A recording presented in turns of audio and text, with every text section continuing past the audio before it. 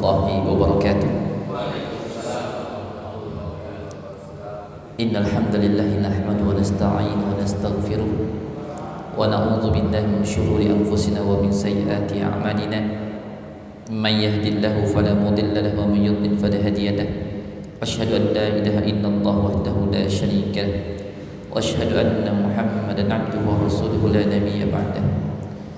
Amma ba'du, ikhwani wa akhwati rahimani Allah wa iyyakum, jemaah salat Isya Masjid Al-Fajr yang Allah Subhanahu wa taala muliakan. Alhamdulillah, pertama kita memuji Allah Subhanahu wa taala. Dengan taufik dan hidayah dari Allah serta inayahnya, maka Allah mudahkan kita untuk hadir melaksanakan salat Isya berjamaah, kemudian diikuti dengan berduduk di majelis ini. Mudah-mudahan Allah meridai apa yang kita lakukan dan tercatat sebagai hamba-hamba Allah yang diterima amal ibadahnya. Kemudian salawat teriring salam teruntuk baginda Rasulullah Muhammad sallallahu alaihi wasallam.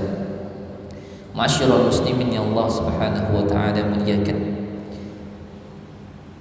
Melanjuti daripada pembelajaran kita di pekan yang sebelumnya, bahwa di pekan sebelumnya kita mengetahui tentang esensi ikhlas dalam hal ibadah, di mana ketika seorang itu beribadah kepada Allah Subhanahu wa taala, dituntut dari dirinya ibadah zahir dan ibadah batin. Maka ibadah zahir sama-sama telah kita ketahui dan ada fikih tentangnya. Namun untuk berbicara tentang ibadah batin, maka ini berkaitan dengan hati seseorang. Ada berbagai macam ibadah yang bisa dilakukan oleh seorang hamba kepada Allah Subhanahu wa taala. Dan kaum muslimin yang Allah Subhanahu wa taala muliakan, ibadah ini kita butuhkan. Kita butuh akan ibadah kepada Allah secara zahir dan batin. Karena itulah Allah ciptakan kita berupa jasad dan ruh, dan itulah tujuan dari penciptaan kita ada di dunia ini. Allah katakan, "Wa ma khalaqtul jinna wal insa illa liya'budun." Tidak aku ciptakan jin dan manusia melainkan supaya mereka beribadah kepada aku, lahir dan batin. Unsur yang ada pada diri manusia, jasadiyah dan ruhaniyah, mesti ditundukkan di hadapan Allah Subhanahu wa taala.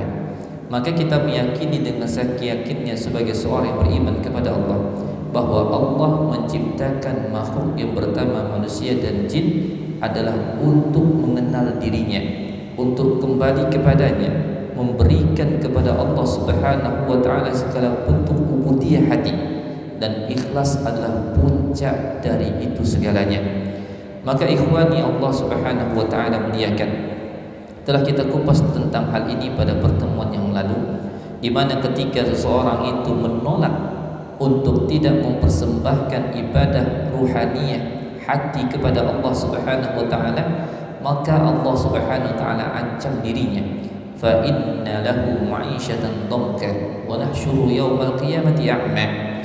Allah akan berikan kepadanya kehidupan yang sempit. Dia tetap hidup secara jasad dan ruh di atas dunia karena ajal belum datang kepadanya, tapi kehidupannya selalu terasa sempit. Kelapangan, kemudahan, fasilitas hidup yang dia miliki tidak dia rasakan sebagai kenikmatan hidup. Walhasil dia terasa sempit. Bukan sempit secara zahir, mungkin dia punya rumah banyak, rumah mewah, mobil mewah, ya, kolega dan seterusnya. Tapi yang Allah sempitkan adalah hatinya. Tapi kalau orang-orang itu beriman kepada Allah, menerima hal ini, berubudiyah zahir dan batin kepada Allah, Allah lapangkan hatinya selapang-lapangnya. Yashrah sadrahu lil Islam. Allah lapangkan hatinya untuk menerima Islam dan ajarannya, lapang hidupnya. Walaupun secara zahir dia mungkin tidak memiliki ini dan itu, seluas, selengkap fasilitas orang-orang kaya, tapi Allah lapangkan hatinya. Maka ini janji Allah bagi mereka yang menolak ubudiyah lahir dan batin kepada Allah Subhanahu wa taala. Bahkan efeknya tidak hanya di dunia, tapi pun di akhirat. Dia akan dikumpulkan oleh Allah dalam keadaan buta, ya, tak mampu dia melihat tentang apa yang terjadi di hari kiamat. Padahal suatu tanda bagi orang-orang yang beriman ketika dia bertemu dengan Allah atau minimal di yaumul mahsyar, dia dalam kondisi yang baik, ya, karena amal ibadahnya. Dan kita banyak sekali mendengar hadis-hadis tentang ini. amalan-amalan tertentu akan berujung atau berefek atau memberikan manfaat, nanti mendapatkan kemudahan-mudahan di dalam proses menuju surga, ke dalam surga. Mulai dari alam barzakh, ketika orang itu telah wafat, sampai proses masuknya kaki ke dalam surga, itu diberikan kemudahan-kemudahan oleh Allah tatkala dia melakukan amalan-amalan tertentu di dunia. Misalkan ketika orang itu berinfak di jalan Allah Subhanahu wa taala untuk kepentingan umat, kepentingan dakwah, kepentingan masjid, pendidikan dan seterusnya, maka Allah Subhanahu wa taala akan naungi kepadanya nanti semacam awan pada yaumul mahsyar, ketika hari perhimpunan. Maka Allah naungkan kepadanya awan sesuai dengan kadar infak ikhlas yang dia berikan. Nah, kaum muslimin yang Allah Subhanahu wa taala muliakan, maka kita tidak tahu amal mana yang kita diterima oleh Allah. Oleh karena itu tugas kita cuma satu, perbanyak amal. Perbanyak amal, perbaiki kualitas amal. Demi Allah, Pak, masa sehat tidak selalu menjamin umur panjang, sebagaimana masa sakit tidak menjamin orang itu cepat wafat. Kita harus waspada. Banyak kejadian-kejadian yang menjadikan iktibar untuk kita. Peristiwa-peristiwa yang di sekitar kita yang kita bisa melihat secara zahir, dengan kemudahan-kemudahan media. Orang yang tak menyangka dirinya akan wafat beberapa waktu, beberapa menit ke depan, dalam keadaan sehat walafiat, dengan planningnya segudang planning, cita-cita, harapan, tetapi Allah jemput nyawanya secara tiba-tiba. Dia telah berikhtiar untuk menghindari maut, tapi maut itu yang datang kepadanya. Maka oleh karena itu tugas kita cuma satu, perbanyak amal dan perbaiki amal, terutama masalah kualitas. Kita penting untuk kuantitas secara jumlah amal itu, tapi apalah artinya amal secara kuantitas, secara jumlah kalau tak diterima oleh Allah. Makanya orang-orang beriman itu perhatian mereka kepada kualitas amal jauh menjadi suatu prioritas bagi mereka ketimbang amal itu sendiri. Mana itu? Hati. Kaum muslimin yang Allah muliakan, jangan kecilkan persoalan hati. Kita mungkin tidak bisa melakukan suatu ibadah atau banyak ibadah seperti orang lain, mungkin karena keterbatasan banyak hal, ilmu, kemampuan, kekuasaan, harta dan sebagainya, kita terbatas. Tapi jangan kecilkan amal kita yang terbatas tersebut, karena Allah Subhanahu wa taala tidak melihat secara jumlah amal, tapi yang Allah lihat di sini adalah secara kualitas amal. Tentu dengan catatan hal-hal fardu tetap harus kita tunaikan.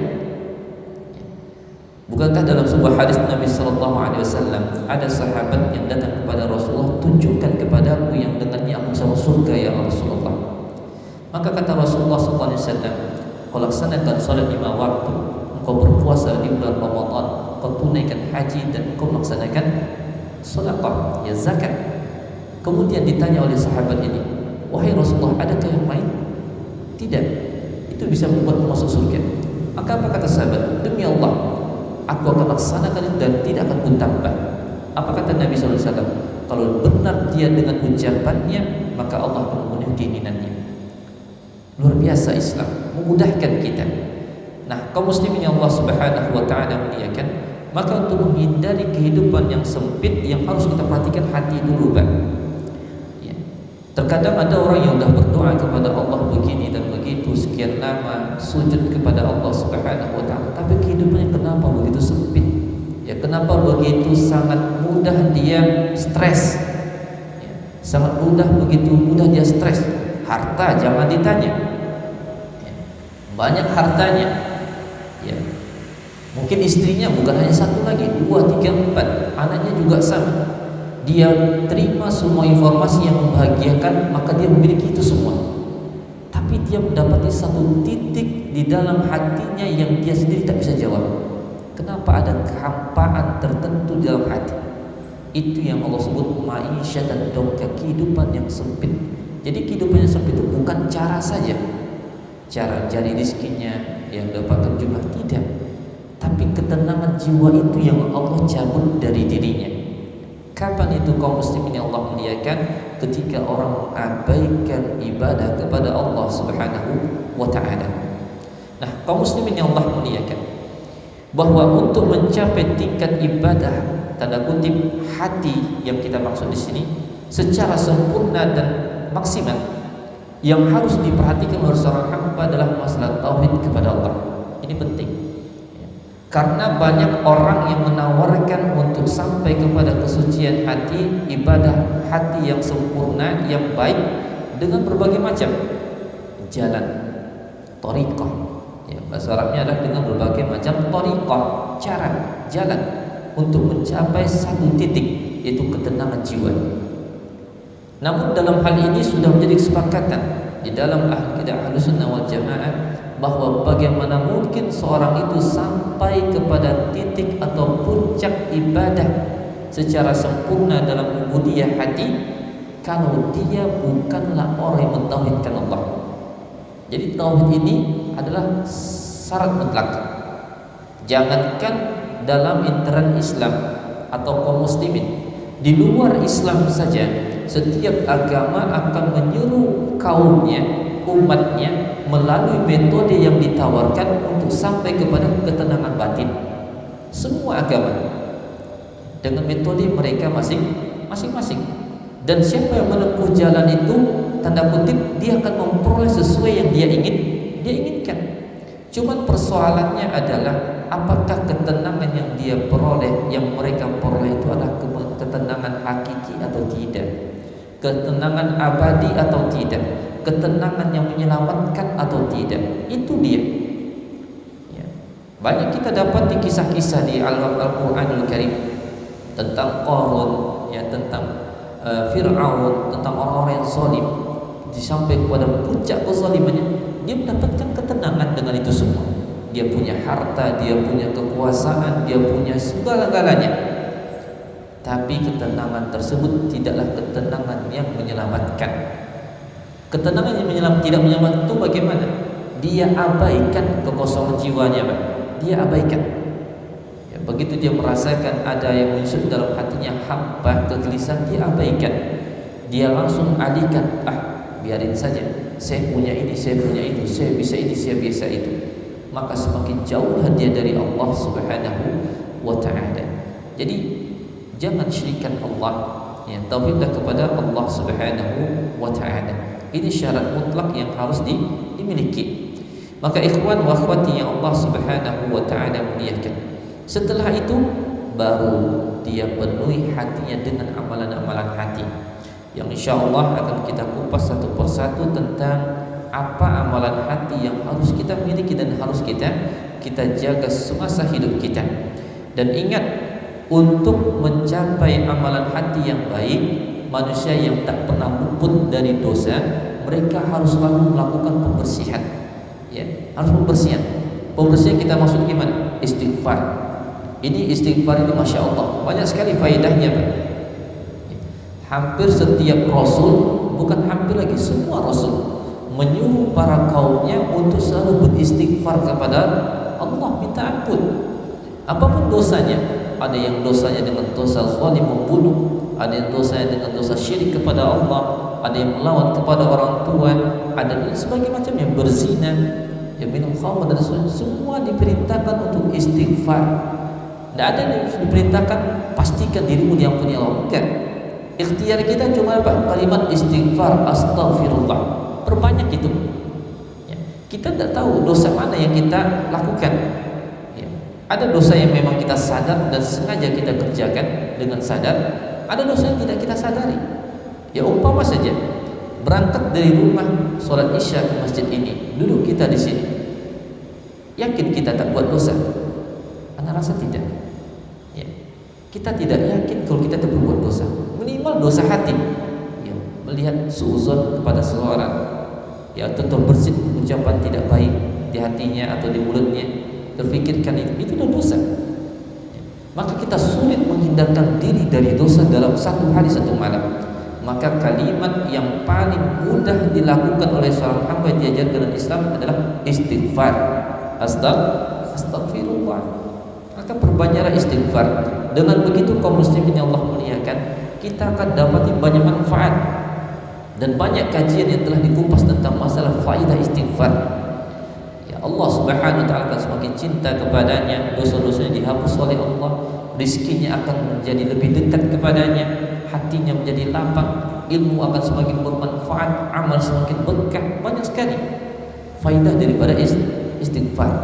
Tapi itulah ketika seorang itu telah dibuat melenceng oleh syaitan dari jalan yang lurus, maka condongnya hati juga akan kepada jalan yang melenceng. Ya, sulit baginya untuk mengistiqomahkan dirinya dengan suatu amal. Nah, kaum muslimin yang Allah Subhanahu wa taala muliakan, maka kita katakan ikhlas merupakan ibadahnya hati kepada Allah Subhanahu wa taala. Wajib bagi seorang untuk mengikhlaskan ibadah hatinya kepada Allah Azza wa Jalla dan mewujudkan makna syahadat la ilaha illallah tersebut dalam hidupnya. Kalimat syahadat la ilaha illallah itu mencakup di dalamnya ikhlas, ya, memurnikan ibadah kepada ilah satu saja. Itu kalimat la ilaha illallah. Maka tidak boleh menunjukkan hati kepada selain Allah, baik rasa takut, rasa harap, yang mengagungkan, ya, cinta, benci, mesti karena Allah Subhanahu wa taala. Dalam hal ini Allah Azza wa Jalla mengatakan wa qatiluhum hatta la takuna fitnatun wa yakuna ad-dinu lillah, ad-dinu kulluhu lillah. Dan perangilah mereka sampai tidak lagi ada fitnah dan sampai bahwa agama ini murni milik Allah seluruhnya. Jadi perkara agama itu milik Allah, kembalikan kepada Allah Subhanahu wa taala. Jadi perintah jihad itu puncaknya mana? Islam berkuasa. Ya, Islam berkuasa, Islam yang merajai segala hukum. Selama itu belum terjadi, maka peluang jihad masih terbuka lebar. Hanya saja dalam perkara ini jihad itu terbagi-bagi lagi. Ya, ada jihad dengan angkat senjata, ada jihad yang memang belum diwajibkan untuk angkat senjata. Maka kita berada dalam posisi yang aman insyaallah dalam saat ini. Maka jihad kita bagaimana? Perjuangkan diri kita untuk melawan syaitan. Jihadkan diri kita untuk istiqamah di dalam Allah Subhanahu wa taala. Jihadkan diri kita untuk meninggalkan yang haram secara mutlak. Jihadkan diri kita untuk bersabar menempuh jalan ibadah, untuk bersabar menempuh jalan yang halal. Itu jihad kita saat ini. Jihadun nafs, mujahadatun nafs, jihad melawan dirinya sendiri. Nah, kaum muslimin yang Allah Subhanahu wa taala muliakan, ya, karena kalau agama itu diberikan sebagian untuk Allah dan sebagian untuk yang lain, maka disebutkan fahada minasyirik. Ini bagian daripada syirik, ya, bagian daripada kesyirikan. Maka Allah Subhanahu wa taala katakan man ahabba lillahi wa abghada lillahi wa a'ta lillahi wa mana'a lillahi faqad istakmala al-iman. Orang yang mencintai karena Allah, membenci karena Allah, memberi karena Allah, mencegah karena Allah, sempurna imannya. Jadi aktivitasnya semua karena Allah. Ya. Yang dimaksud karena Allah itulah faktor dia melakukan karena Allah. Itu karena kemudian kalau kalimat fillah, maka itu menurut syariat Allah. Ya. Kalau billah, maka dia mengetahui bahwa dia lakukan itu semua karena bantuan Allah. Jadi tiga komponen yang harus kita tujukan untuk Allah. Pertama, niat karena Allah, bukan yang lain. Itu faktor utamanya. Adapun yang lain mungkin sebagai pendukung. Misal, kenapa Anda puasa? Karena Allah.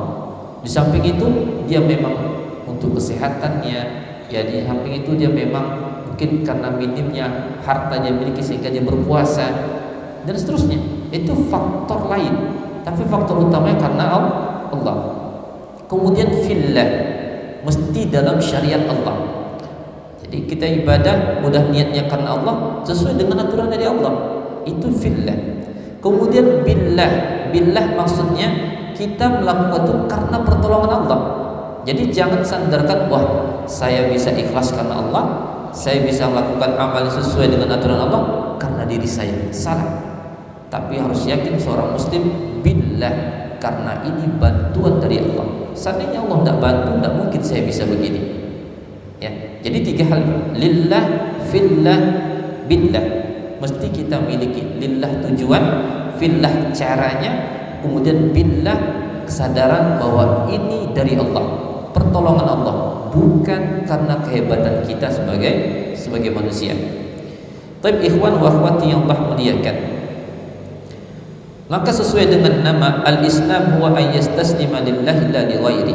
Islam itu maknanya berserah penuh kepada Allah, bukan kepada yang lain, menyembah Allah dan tidak menduakan Allah, bertawakal kepadanya semata, mengharap dan takut kepadanya semata, cinta dengan sebenar-benar cinta, dan dia tidak mencintai makhluk seperti cintanya kepada Allah. Cinta kepada makhluk boleh, Pak. Kita cinta istri kita, harus cinta. Jangan setelah ini, wah begitu saya nggak cinta istri lagi, saya cinta Allah saja. Salah juga, Pak. Kita cinta istri, kita cinta orang tua, ya cinta anak-anak, cinta harta, ya cinta baik dan sebagainya. Itu cinta yang manusiawi, normal. Justru kalau cinta itu tidak normal namanya. Tapi jangan sampai cintanya itu sejajar dengan cinta Allah. Gimana sejajar dengan cinta Allah? Ketika dihadapkan antara pilihan cinta karena cinta kepada keluarga, anak, harta, sementara Allah mencintai yang ini. Atas kita milih, ya udahlah saya pilih yang ini dulu, yang Allah abaikan. Contoh yang pernah dilakukan oleh para sahabat. Ketika di Yaumul Zafaf, ya ketika malam, ya anda lupa nama seorang sahabat ini. Jadi beliau melakukan akad nikah, kemudian di malam harinya melakukan ya malam Zafaf, ya bulan madu. Ketika sampai di waktu subuh, ya, belum sempat untuk melakukan mandi janabah, tiba-tiba ada seruan jihad. Maka tanpa langsung, ya tanpa panjang pikir panjang lebar, langsung pergi memenuhi panggilan ditinggalkan istri, ditinggalkan semuanya. Kenapa? Karena Allah lebih mencintai jihad. Ya. Jadi mesti ada cinta kita kepada Allah itu lebih. Misal contoh lain, harta yang kita miliki, kita cinta dengan harta ini, di mana kita ingin memilikinya, menyimpannya, yang paling tidak menabungnya untuk nanti di masa yang akan datang. Tapi dalam waktu yang bersamaan Allah cinta kalau harta itu dikeluarkan, entah itu keperluan yang wajib ataupun yang sunnah. Mana keperluan yang wajib? Zakatnya. Mana keperluan yang wajib? Bantu orang tua, kan wajib itu. Ya, jangan dimasukkan pula bantu orang tua itu sebagai sesuatu yang sunnah. Wajib bantu orang tua, ataupun misalkan ada ya, keperluan mendadak, suatu hal yang wajib. Jangan sampai ini anak istri sakit, uang ada, udahlah nggak usah pakai uangnya, penting anaknya, dibiarin anaknya karena cinta kepada harta. Maka ini salah, melebihi cintanya kepada Allah. Keluarkan harta itu, buktikan kalau kita cinta Allah lebih besar daripada cinta kepada yang lain. Kemudian begitu juga dengan kalau dia membenci karena Allah, kemudian berloyalitas juga karena Allah, melawan atau tidak menyukai karena Allah. Siapa yang sombong untuk beribadah kepada Allah, dia bukan orang muslim. Ya, faman istakbara an ibadatillahi lam yakun musliman. Orang yang sombong, angkuh, takabbur, ya, menolak untuk beribadah kepada Allah, lam yakun musliman, tidak disebut muslim. Siapa yang menyembah Allah dengan diiringi sembah kepada yang lain, dia juga bukan muslim. Dan sesungguhnya ibadah yang dipersembahkan kepada Allah dengan ketaatan kepada Dia dan Rasulnya, maka itulah ketaatan yang sesungguhnya. Ya. Man yuti'ir Rasul faqad ata Allah. Siapa yang taat kepada Rasul, maka dialah yang taat kepada Allah. Kaum muslimin yang Allah muliakan, Syekhul Islam Ibnu Taimiyah menyebutkan dalam kitab ini, dan manusia itu meskipun mereka mengatakan dengan lisannya la ilaha illallah, maka perkataan seorang hamba itu laha mukhlishan min qalbi lahu haqiqatan ukhra. Ketika seorang mengucapkan la ilaha illallah, pada hakikatnya di hatinya itu ada suatu, ya, ketika dia ikhlas dari hatinya, maka ada suatu hakikat yang lain. Ya. Wa bihasbi tahqiqit tauhid takmulu ta'atullah. Tergantung tauhid yang dia miliki. Seberapa dia kenal Allah, seberapa dia mengagungkan Allah, sebesar itu juga lah dia akan beribadah kepada Allah. Orang yang kalau mengenal Allah itu hanya tanda kutip ya, agamamu apa? Islam. Tuhanmu apa? Allah. Hanya sebatas itu, dia sulit untuk beribadah kepada Allah secara maksimal. Sulit. Kalaupun dia sholat, asal-asal sholat. Ya kalau dia melakukan ibadah, ya sekedarnya saja. Ya, sulit dia melakukan, mendapatkan pengagungan, merasakan ruhnya ibadah ketika ibadah. Kenapa? Kenal dengan Allahnya sebatas itu. Berbeda dengan orang yang telah mempelajari, mengilmui tentang Allah Subhanahu wa taala dengan nama-namanya, dengan sifat-sifatnya, kemudian dengan apa yang ada pada dirinya, kemampuan dan kekuasaannya. Ya. Maka ketika orang mengenal itu, dia beribadah pada Allah, ta'zimnya akan lebih besar. Ruhnya ibadah tersebut akan bisa dia lebih rasakan. Ya. Maka bihasbi tahqiqit tauhid dan mulut ta'at, tergantung bagaimana tauhidnya, maka begitu juga lah sempurna ketaatannya kepada Allah. Maka setiap kali seorang hamba mewujudkan ikhlas dalam kalimat la ilaha illallah, akan keluarlah dari hatinya segala sesuatu yang menghamba kepada selain Allah. Keluar dari hatinya. Ya, ketika dia mengatakan la ilaha illallah, ikhlas dalam hal ini, jadi artinya apa? Ibadahnya benar-benar karena Allah dia lakukan, maka akan hilang dari hatinya keinginan untuk beribadah kepada yang lain, kepada hawa nafsu, ya, kepada hal-hal bermaksiat, dosa. Karena Allah mengatakan kadzalika nusarrifu anhu su' wal fahsya innahu min ibadina al-mukhlasin. Demikianlah kami palingkan dari orang itu yang keburukan, perbuatan keji dan munkar.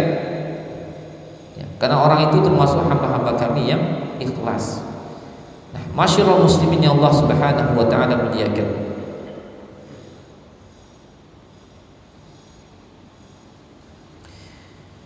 Fala'alla sarf as-su'i wal fahsya anhu bi annahu min ibadillahi al-mukhlasin wa haula'i humul ladzina qala fi inna ibadi laysa laka 'alaihim sultan. Maka kata Imam Ibnu Taimiyah rahimahullah, fala'alla surifa as-su'u wal fahsya anhu bi annahu min ibadihi al-mukhlasin. Jadi begini, kata beliau, dipalingkannya seseorang dari keinginan berbuat dosa, perbuatan keji, perbuatan maksiat, itu boleh jadi disebabkan karena dia termasuk hamba Allah yang ikhlas. Tapi artinya pemahaman sebaliknya gimana? Orang itu akan dibiarkan oleh Allah berbuat dosa, maksiat, ya perbuatan keji, ketika dia dalam beribadah tidak ikhlas. Catatannya begitu, Pak. Allah katakan kadzalika linusarrifa 'anhu su'a wal fahsya innahu min ibadinal mukhlasin. Demikianlah kami benar-benar telah memalingkan dia dari kejahatan dan perbuatan keji, karena dia termasuk hamba kami yang ikhlas. Maka Ibnu Taimiyah mengatakan, maka boleh jadi dipalingkan orang itu dari perbuatan keji, perbuatan dosa disebabkan karena ibadahnya yang ikhlas. Artinya apa? Kalau ibadah orang itu tidak ikhlas, maka tidak dia ditegah oleh Allah dari perbuatan dosa. Jadi Pak, ini untuk berkaca pada kita. Kita alhamdulillah terlaksana sholat 5 waktu, kita jaga seterusnya. Tapi kenapa ada dosa-dosa tertentu yang kita tahu itu, orang lain mungkin tak tahu, kita tahu, kita sulit lepas diri darinya. Entah berkaitan dengan diri kita sendiri, zalim li nafsi, atau berkaitan dengan orang lain, hak orang lain, atau hak Allah sendiri yang lainnya dalam ibadah yang lain. Intinya dia berbuat dosa, sementara dia sudah melakukan ketaatan-ketaatan selama ini. Penyebabnya boleh jadi karena dalam ketaatan-ketaatan dia lakukan masih jauh dari keikhlasan. Dakwah ikhlas, ibadah, doa ibadah, ya, belajar ibadah, mencari rezeki ibadah, sholat ibadah, baca Quran ibadah, mesti ikhlas. Kalau ada di antara amalan-amalan tersebut yang jauh dari keikhlasan, itu barangkali penyebabnya kita sulit berlepas diri dari dosa-dosa tertentu. Ya. Jadi kalau ingin taubat, terlepas diri dari dosa-dosa tertentu, caranya adalah klarifikasi lagi, introspeksi lagi ibadah kita selama ini gimana. Ya. Checklist, saya sholatnya gimana, baca Qurannya gimana, belajarnya gimana, dakwahnya gimana, nasihatnya gimana. Apakah semua sudah lillah atau lebih banyak li ghairillah? Apakah ini semua sudah karena Allah atau lebih masih mendominasi karena selain Allah? Ya. Ini perlu kita introspeksi supaya apa? Kita betul-betul dijaga oleh Allah di dunia ini. Sulit Pak, kalau Allah enggak menjaga kita, sulit bagi kita untuk menjaga diri, sulit. Ya. Kemudian hal ini dikuatkan oleh Allah dalam surah Al-Hijr ayat 42. Allah katakan, "Inna ibadi laisa laka 'alaihim sultan." Wahai syaitan, wahai iblis, sungguh hamba-hambaku yang demikian engkau tak punya kuasa atas mereka. Janji Allah kepada iblis, di mana di saat iblis berjanji akan menyesatkan manusia, la ughwiyannahum ajma'in, pasti kusesatkan mereka semua, kupalingkan mereka semua, ku ajak mereka semua ke neraka Allah. Kata Allah, silahkan. Tapi ingat, sesungguhnya hamba-hambaku yang ikhlas, kau tak punya kuasa sedikit pun atas diri mereka. Tak punya kuasa. Kenapa? Langsung dijaga oleh Allah orang-orang ikhlas. Makanya tadi apa kita katakan, puncak ibadah hati itu keikhlasan. Ketika orang itu sudah mampu dengan ikhlas sempurna 100%, aman hidupnya, nyaman hidupnya. Fasilitas kasat mata mungkin tak seberapa, tapi berkah, ya, berkah. Tak memiliki apa-apa, tapi dia mampu apa-apa. Dia tak punya apa-apa, tapi mampu ini, mampu itu. Allah berikan rezeki yang tak disangka-sangka. Kapan? Puncaknya ada keikhlasan. Karena kalau udah ikhlas, Allah jaga dia dari maksiat, Allah jaga dia dari dosa, dan itu akan menambah cinta Allah kepadanya dan menambah cinta dia kepada Allah. Ya. Jadi perhatikan masalah ibadah kita, kualitas ibadah, terutama masalah keikhlasan. Nah, masyarakat muslimin yang Allah Subhanahu wa taala muliakan, maka telah tetap dalam hadis sahih dari Nabi sallallahu alaihi wasallam, ya, man qala la ilaha illallah mukhlishan min qalbi haramahallahu 'ala an-nar. Siapa yang mengucapkan la ilaha illallah ikhlas dari hatinya, Allah haramkan baginya neraka. Allah haramkan dia masuk neraka. Ingat, kalimat la ilallah ikhlas dari hati. Maksudnya gimana? Dalam pengucapan ibadah qauliyah, amaliyah atau fi'liyahnya mesti karena Allah. Catatannya itu karena Allah. Karena Allah. Maka ikhlas akan menghilangkan penyebab seorang itu masuk neraka Allah. Siapa yang masuk neraka Allah, faman dakhalan nar minal qail la ilaha illallah. Maka kalau ada orang yang telah mengucapkan la ilaha illallah tapi tetap masuk neraka, boleh jadi penyebabnya adalah karena dia belum mewujudkan keikhlasan, ya, yang mencegahnya untuk masuk neraka. Ya, barangkali dalam hatinya masih ada syirik yang menduakan Allah, ya, baik dengan maksiat ataupun dalam ibadah. Berbuat syirik dengan maksiat gimana? Dia jelas terang-terangan dia ibadah pada Allah tapi memberikan sesembahan juga kepada yang lain, sesajenan juga kepada yang lain. Itu syirik dengan maksiat. Tapi syirik dalam ibadah, ya contohnya riya. Dia ibadah tapi syirik dalamnya. Maka ini juga bagian daripada ketidakikhlasan. Masyiral muslimin yang Allah muliakan. Oleh karena itu seorang hamba senantiasa diperintah oleh Allah dalam setiap solatnya untuk mengucapkan iyyaka na'budu wa iyyaka nasta'in. Hanya kepada Engkau kami beribadah dan hanya kepada Engkau kami mohon pertolongan. Ya. Allah Subhanahu wa taala mengutus para rasulnya dengan kalimat la ilaha illahu, tiada ilah yang berhak disembah kecuali Allah. Maka dengan demikian hati akan kosong dari mencintai selain Allah seperti mencintai Allah, dari berharap kepada selain Allah seperti harapnya kepada Allah, dari meminta sesuatu kepada selain Allah seperti mintanya dia kepada Allah, dari melakukan sesuatu kepada selain Allah, ya. Wa 'anil amal lima siwahu bil amali lahu, dari melakukan suatu amal kepada selain Allah seperti dia melakukan amal karena Allah. Intinya Allah palingkan itu semua, ya. Jadi dia bersihkan itu semua hanya karena Allah Subhanahu wa taala. Nah, Maka disebutkan dalam Iqtida' Shiratal Mustaqim, dalam kitab Iqtida' Shiratal Mustaqim, orang yang seperti inilah yang akan dijamin tawakal dari Allah Subhanahu wa taala, ditolong oleh Allah, diberikan bantuan oleh Allah. Ya. Di mana fa huwa alladhi yatawakkalu alaih.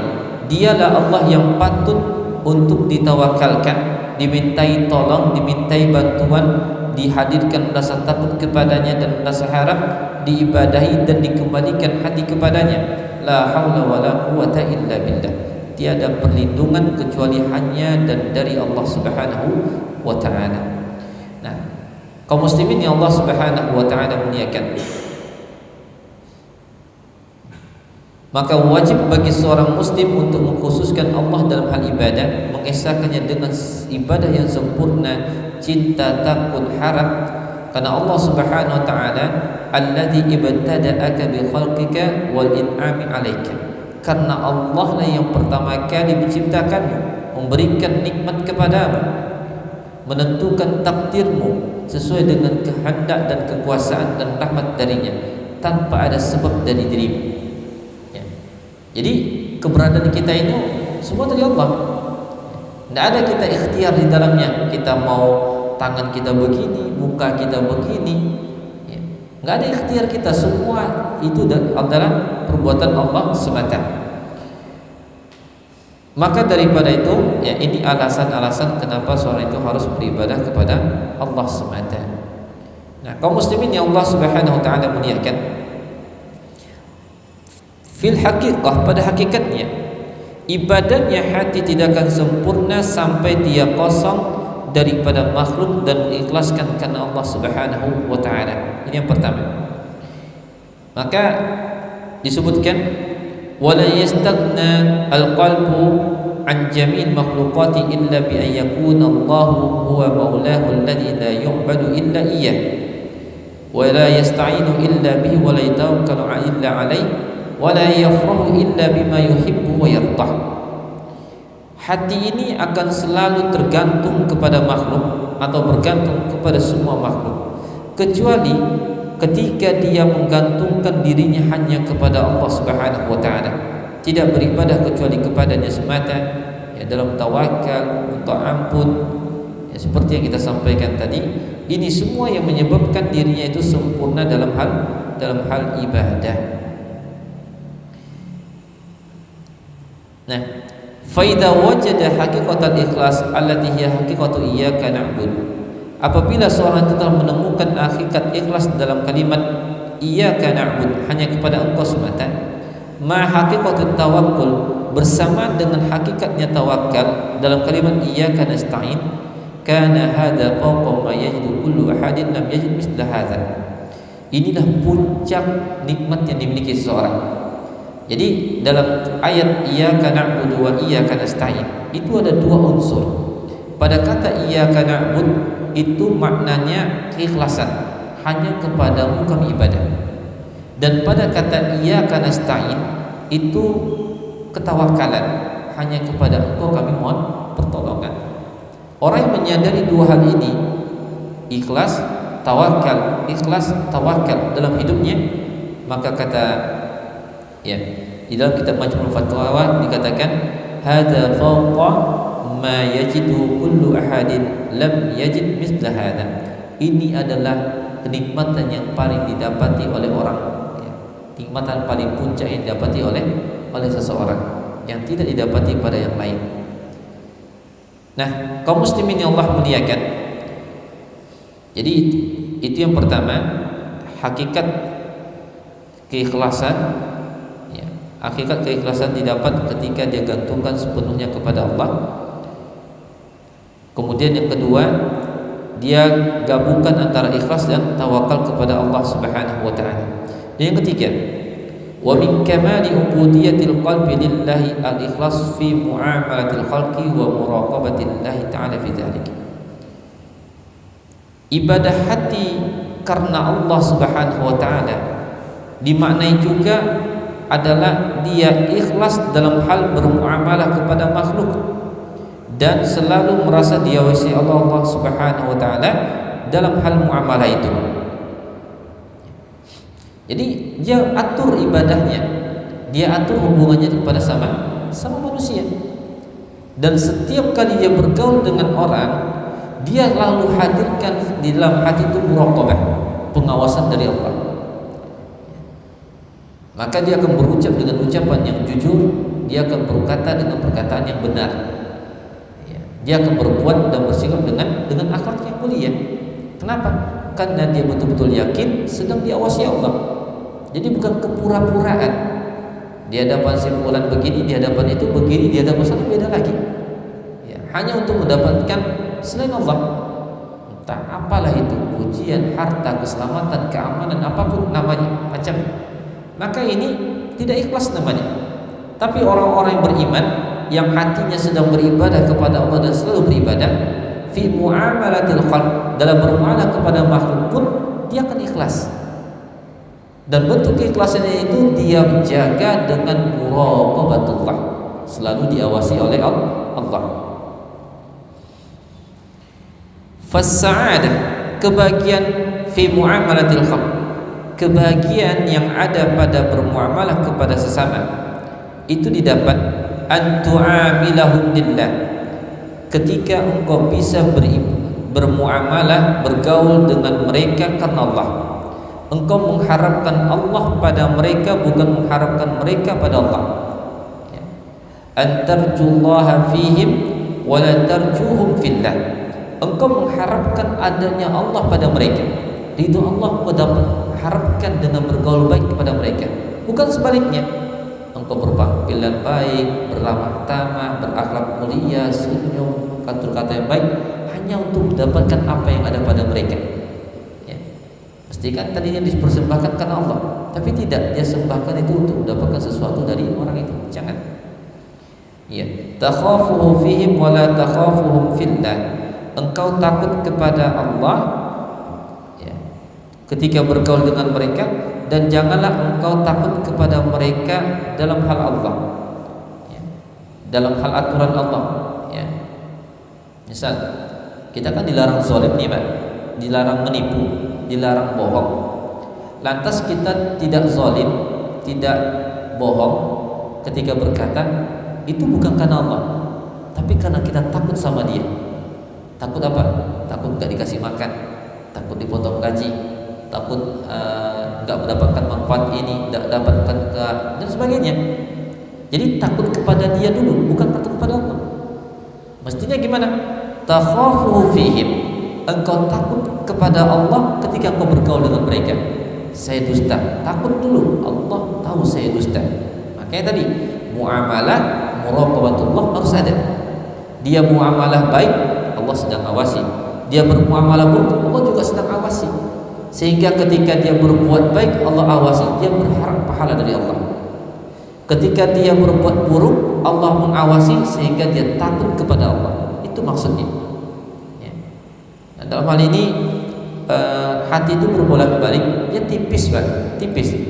Secara amalan, misalkan begini, seseorang sudah berjanji kepada si fulan akan melakukan sesuatu, kemudian ketika tiba di saatnya ternyata si fulan tak bisa memenuhi janjinya. Lantas tanda kutip dia ingin menyelamatkan dirinya dengan cara jujur atau dengan cara bohong.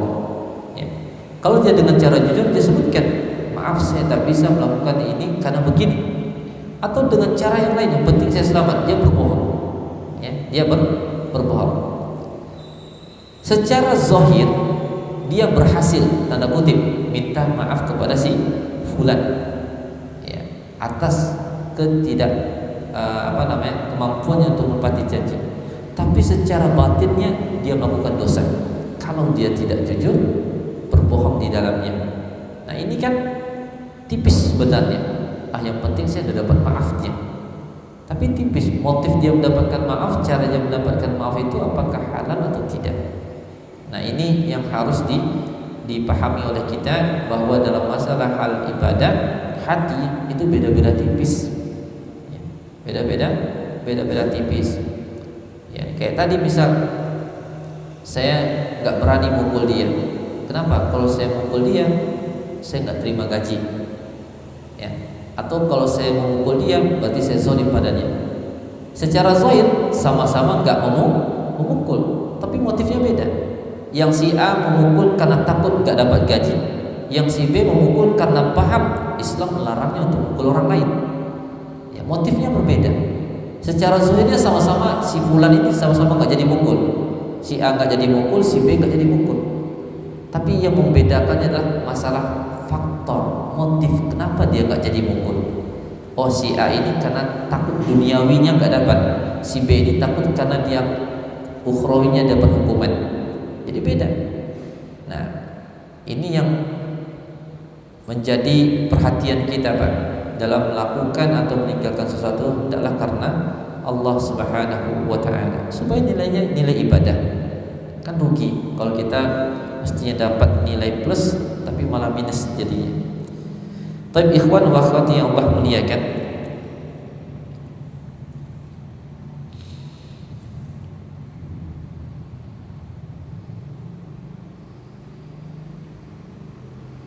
ya, dalam sebuah hadis, inna min dha'fil yakin an turdiyan nas bi sukhtillahi wa tazummu wa au tazummahum ala ma lam yu'tika Allah.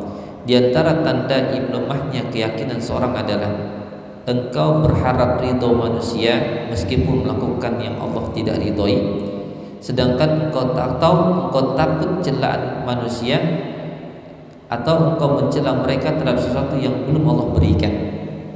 Itu tanda lemahnya iman. Karena yakin akan melahirkan kemampuan dan kemauan untuk melaksanakan perintah-perintah Allah, memenuhi janji-janji Allah Subhanahu wa taala. Dan yakin juga akan membuat seorang itu tenang dengan takdir Allah, karena Allah yang mengatur, Allah menciptakan, Allah yang mengatur. Maka apabila seseorang itu telah membuat manusia ridho sementara dia melakukan hal yang tidak Allah ridhoi, dia belum dikatakan orang yang yakin kepada janji Allah. Taib ikhwan wa akhwati yang Allah muliakan, maka kita fahadul qalbil mukhlis at-tawajjuh lillahi ta'ala fi jam'i iradati. Di antara kondisi hati yang ikhlas itu ialah ketika hatinya itu bertuju kepada Allah saja dalam seluruh kehendaknya. Ya, berbeda dengan hati yang tidak ikhlas. Karena orang yang tidak ikhlas, ketika dia mencari, ketika dia menginginkan, ketika dia melakukan mencintai, semuanya bersandarkan kepada hawa nafsu. Ya, semua bersandarkan kepada hawa nafsu.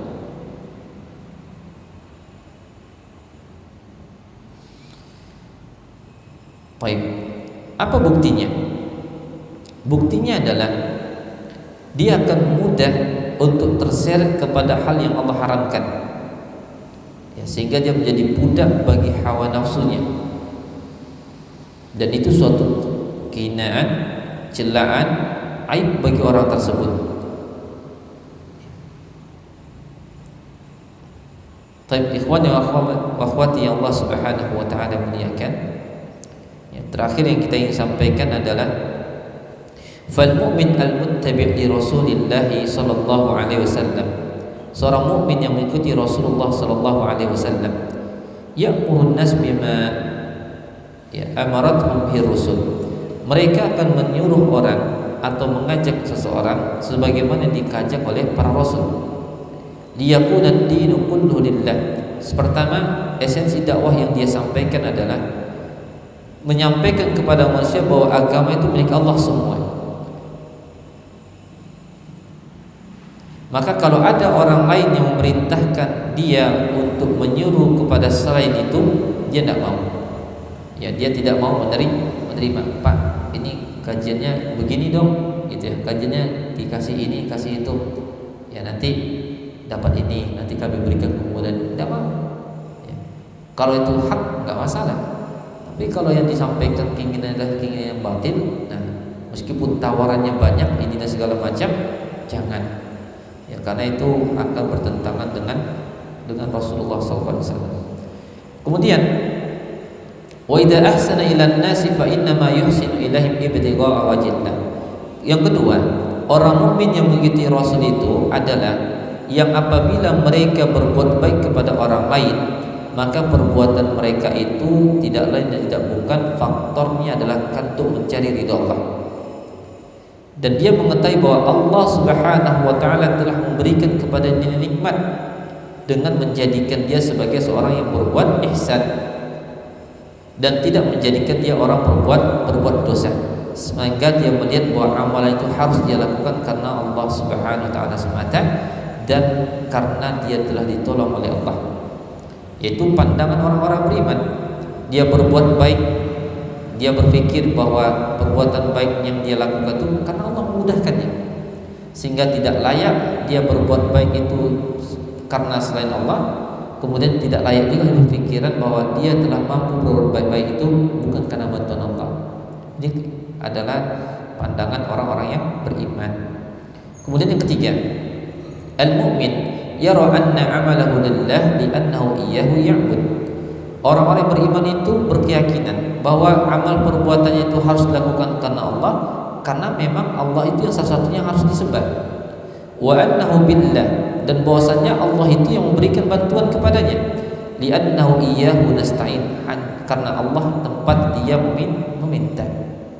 Sehingga tidak layaklah seorang mukmin meminta kepada yang lain, baik berupa balasan ataupun terima kasih. Jadi bapak-bapak kalau sudah melakukan suatu amal soleh, kebaikan terutama kepada makhluknya, memberi bantuan, memberi saran, memberi apa, kemudian baik hasilnya, dia mendapatkan manfaat dari yang kita beri tadi, tapi dia mengucapkan terima kasih kepada kita, jangan kecil hati Pak. Ya, ini udah dikasih kok nggak ada ngomong makasih aja, enggak, misalkan gitu. Karena orang beriman itu sebutkan mereka enggak mengharapkan balasan, mereka mendapatkan terima kasih. Allah katakan di surah Al-Insan ayat 9, innama nut'imukum liwajhillah la nuridu minkum jazaa'an wala syukura. Kami memberikan makan kalian itu karena untuk Allah saja.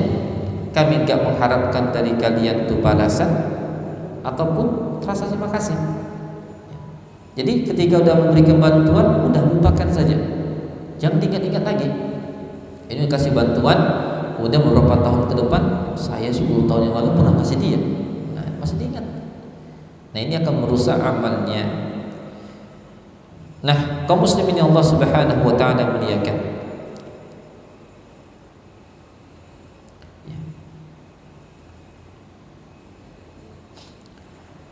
dalam pandangan orang beriman, ketika dia berbuat baik kepada seseorang dan tidak menyakiti seseorang, maka dia berkeyakinan dan mengetahui dengan ilmu yakin Allah lah yang telah dia memberikan kepadanya nikmat bisa membantu, ya. Dan Allah lah yang memberikan dia nikmat sehingga dia tidak menzalimi. Harus penting diingatkan ini, ya. Dia mampu berbuat baik, wah terkenal dengan kebaikannya. Dia mampu mencegah diri dari yang jahat sehingga tidak terkenal sebagai orang jahat. Itu karena Allah, bukan karena kehebatan dirinya. Dan mestilah dengan itu dia bersyukur kepada Allah Subhanahu wa ta'ala, sebab dengan itu dia akan mendapatkan kemudahan untuk melakukan ibadah yang lain. Taib ikhwan wa akhwati yang Allah Subhanahu wa ta'ala muliakan, ya.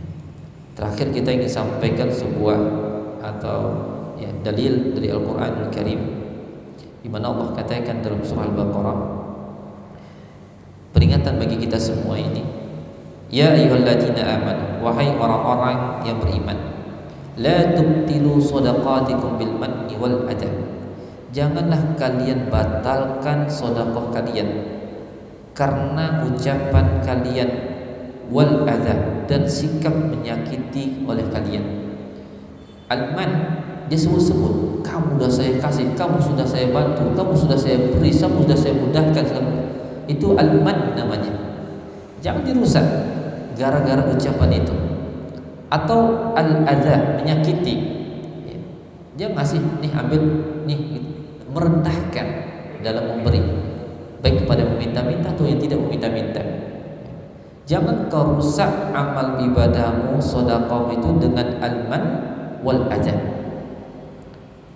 Seperti Allah firmankan, kalladzi yunfiqu malahu ria'an nas, orang yang tadi dia memberikan itu, kan itu sikap ya Pak ya. Kata Allah, jangan kau batalkan sedekahmu dengan al-man wal adza, yaitu berkata-kata semacam tadi atau menyakiti. Allah enggak menyebutkan jangan kau rusak amal sedekah itu dengan riya, tidak. Artinya apa? Boleh jadi dia sudah melakukannya ikhlas, tapi ada sikap yang tidak baik, al-man tadi dia sebut-sebut, atau ada sikap yang tidak baik, dia sakiti cara menerima atau cara memberinya dia tidak baik. Maka kata Allah, orang yang seperti ini itu sama saja seperti orang yang menginfakkan hartanya karena riya.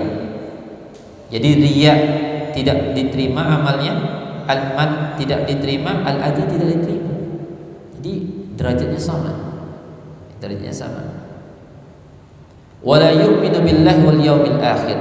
Dia tidak beriman kepada Allah dan hari akhir. Famathaluhu kamathali safwanin 'alaihi turabun fa asabahu wabilun fatarakahu sadda. Perumpamaan orang semacam ini diumpamakan oleh Allah seperti batu licin. Batu licin contohnya seperti batu kali, kan licin, yang ditaruh di atasnya pasir. 'Alaihi turab fa asabahu wabil. Kemudian tiba-tiba datang hujan deras. Apa yang terjadi? Fatarakahu sadda. Maka batu tadi kembali jadi licin. Batu tadi adalah tampungan pahalanya, kemudian pasir tadi itu adalah pahala sedekahnya. Tapi al-wabil, hujan deras itu mana? Yang tiga tadi, riya, adza, sama al-man yang dia lakukan, hilang semua pahalanya. Ya, licin lagi, kosong lagi. Ya, wadah pahalanya enggak ada. La yaqdiruna ala syai'in mimma kasabu. Mereka tuh sebenarnya enggak mampu apa-apa. Berbuat amal pun tak mampu apa-apa. Dan wallahu la yahdil qaumul kafirin. Allah tidak akan memberikan hidayah kepada orang-orang yang ingkar, orang-orang yang menolak, orang-orang kafir. Ya. Maka jadilah seperti yang Allah firmankan, wa mathalul ladzina yunfiquna amwalahum ibtigha'a mardatillah wa tathbita min anfusihim. Dan jadilah seperti perumpamaan orang yang mereka menginfakkan hartanya mencari ridha Allah, kemudian untuk menguatkan hati mereka. Kamathali jannatin birabwatin asabaha wabilun fa'atat ukulaha dhi'fain. Seperti sebuah taman ya, yang rimbun, yang kemudian disirami dengan air yang lebat. Fa'atat ukulaha dhi'fain. Maka tiba-tiba taman itu menghasilkan panen berlipat-lipat. Ya, jadilah seperti itu. Fa in lam yusibha wabilun fatal. Meskipun tidak hujan lebat, maka hujan gerimis pun sudah cukup. Ya, artinya apa? Sebuah taman, kebun ditumbuhi dengan macam-macam pohon-pohon ibadah. Pohon ini, pohon itu pohon ibadah semua. Tapi karena dia melakukan pupuk berupa ikhlas karena Allah, maka ketika dia melakukan ibadah-ibadah yang lain itu terpupuk, Pak. Andaikan tidak ada hujan lebat pun, gerimis pun jadi. Andaikan dia tak punya banyak amal pun, tapi karena pupuk ikhlas tadi, maka itu pun jadi juga barang. Ya, jadi juga barangnya. Wallahu bima ta'maluna basir. Dan Allah itu Maha mengetahui apa yang kalian perbuat. Baik, yang Allah Subhanahu wa taala muliakan, maka ya, tidak bosan-bosan kami mengingatkan diri kami sendiri dan kita semua, yang adalah kita perbaiki masa keikhlasan kita kepada Allah Subhanahu wa taala, baik ketika kita melakukan ketaatan atau ketika mampunya kita meninggalkan kemaksiatan, harus ikhlas. Dan ketika kita bergaul kepada manusia dengan adab dan akhlak yang baik lillahi ta'ala, kemudian menghindari diri dari berbuat zalim kepada mereka juga lillahi ta'ala. Kalau itu sudah kita dawamkan dan istiqomahkan secara sadar, maka insya Allah temukanlah banyak keajaiban yang Allah berikan dalam hidup kita. Tapi ikhwan wa akhwati yang Allah muliakan, ya, maka inilah kajian yang kita sampaikan pada kesempatan kali ini. Ya, mohon maaf atas segala berbagai macam kekurangan yang ada. Mudah-mudahan sedikit yang kita bahas ini ada faedah yang bisa kita ambil dan kita pelajari. Aqulu qouli hadza, syukran ala istimaikum. Wassallallahu ala nabiyyina Muhammadin wa ala alihi wasallam. Walhamdulillahirabbil alamin. Subhanakallahumma wa bihamdik asyhadu an la ilaha illa anta astaghfiruka wa atubu ilaik. Assalamualaikum warahmatullahi wabarakatuh.